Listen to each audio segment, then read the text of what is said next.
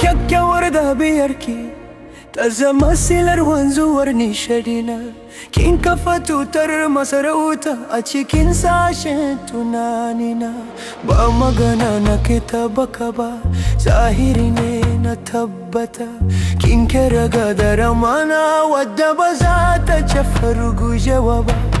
Idan kika dube ni na kan ji kamar an yayyafa min ruwan kankara. Kin zama mini nuwar da ke kange ni daga kuncin da ke gara.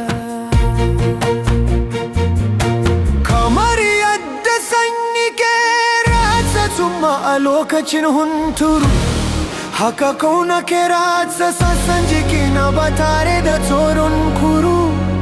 Zuciyata ta amince, ta miƙa wuya ga dukkan ikonki. Ke ce kashin bayan rayuwa ta fitilar da ke haska kowace duhuwa. Soyayyarki ta zama mini taska wadda ba ta cafe gushewa.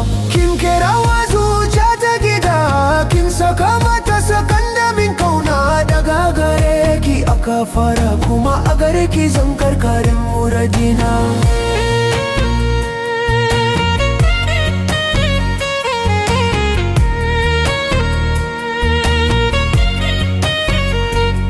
Kalaman ki tamkar daddadan kamshi ne da ke tashi a fage.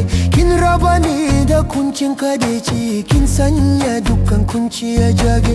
Ba zan taba musanya ki da dukkan dukiyar da ke doron kasa ba, domin darajar ki ta wuce duk wani misali da za a iya shatawa. Kyakkyawar gimbiyar mata, uwar gidan da babu kamar ta. Kin zama mini sutura, kin zama mini asali da dukkan martaba.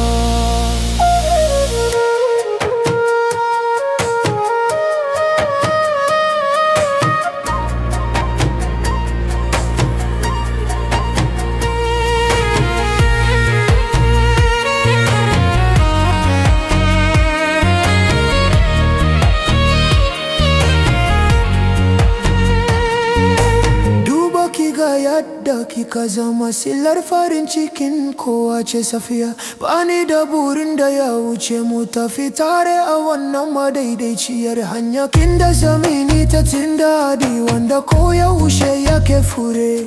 Na yi alkawarin kariya gare ki ba tare da na taba kaucewa kure. Soyayyar mu tamkar rubutun da aka yi akan dutse ne, ba zai cafgoge ba har ranar da zamu zama gawai da ne.